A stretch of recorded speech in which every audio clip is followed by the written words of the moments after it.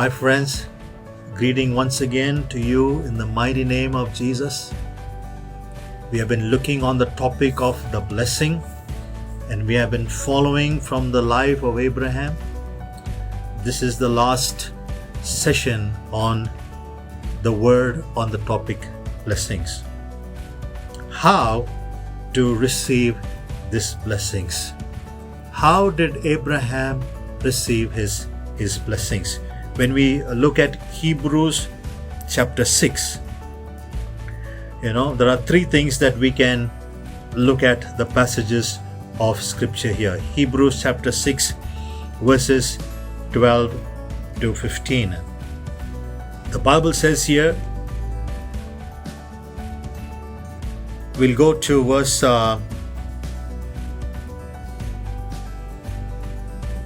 we'll read all the verses. Chapter 6 and verse 12 onwards. That ye be not slothful, but followers of them who through faith and patience inherit the promises of God.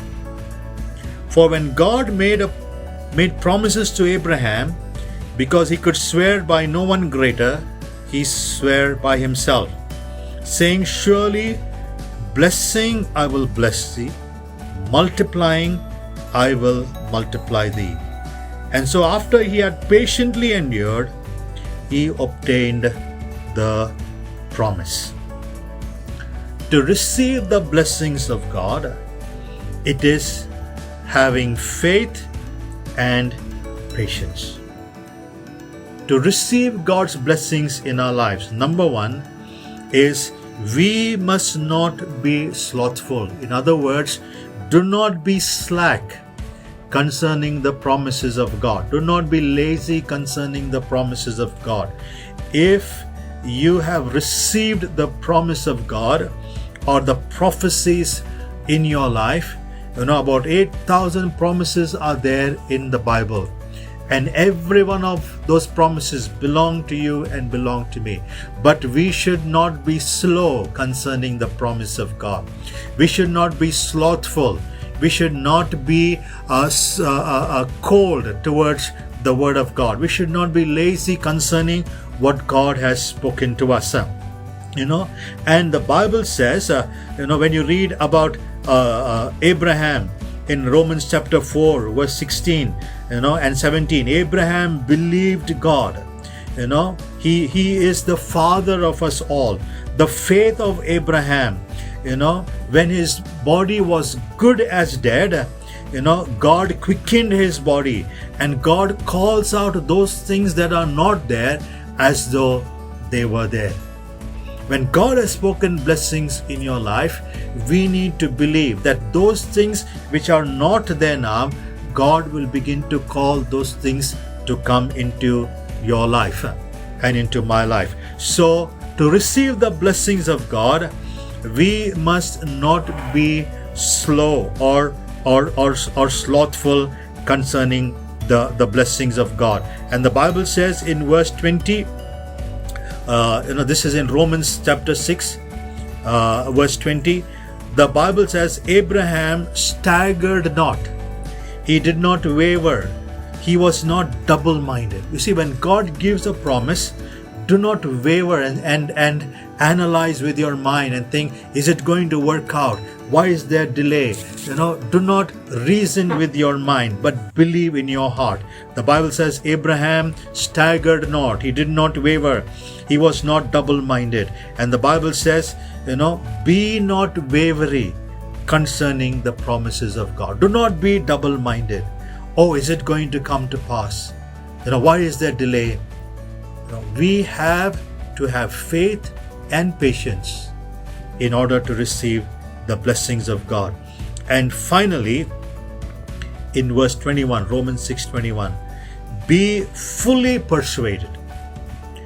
Be not slothful, be not wavery, be fully persuaded that what God has promised will come to pass. Concerning the promises of God, let us not be slack, let us not be slothful, let us not be weary, but let us be fully persuaded. When we have to receive these blessings of God, the blessings of Abraham. Finally, as we're going to close, we can turn our Bibles to Galatians chapter 3. And the Bible says here in verse 7, Know ye therefore that they which are of faith, the same are the children of Abraham. Do you have faith? You are the children of Abraham. Verse 8, the Bible says, And the scripture foreseeing, this word of God that we have not only talks about the past, not only about the present, but scripture foresees. The word of God sees what is yet to come. And when the scriptures and the promise came to Abraham, it was already foreseeing you and me that we are going to be one day the children of Abraham, and that God would justify the heathen through faith, preached before the gospel unto Abraham, saying, In thee shall all the nations of the earth be blessed. Verse 9, So then they which be of faith are blessed with faithful Abraham.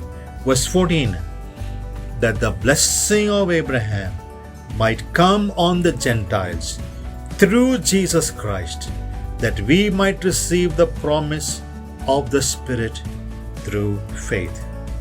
And in verse 29, And if ye be Christ, then ye are Abraham's seed, and heirs according to the promise.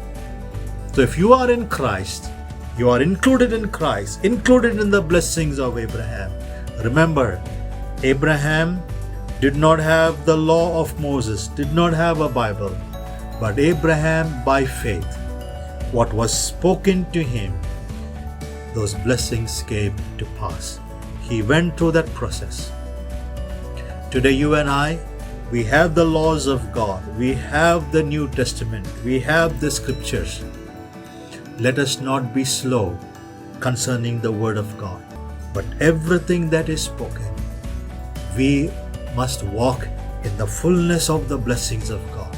Like I told you, blessings are not only connected to more money, more houses, more cars, more wealth, but blessings in every area of our lives, so that through us the blessings must flow to others. In the time where there is darkness everywhere, in the time where people are living in fear because of the COVID situation, we must walk in the blessings of God. God will make His church to shine in the times of darkness. Just like God brought a distinction between the people of Egypt and the people of Israel. There was darkness in Egypt, but there was the light of God for the people of Israel. Today, when the world is going through fear and sickness, the church is the light. And when people see that we are walking in the blessing of health, in the blessings of Abraham, in the blessings of the Word of God, they will come to know Christ. Walk in the blessings, the true blessings that God has kept for you and me. I believe you are blessed through this series of the topic on blessings, and may you and I experience that favor of God, the fullness of the blessings of God. God bless you abundantly. Shalom. Nothing missing, nothing broken.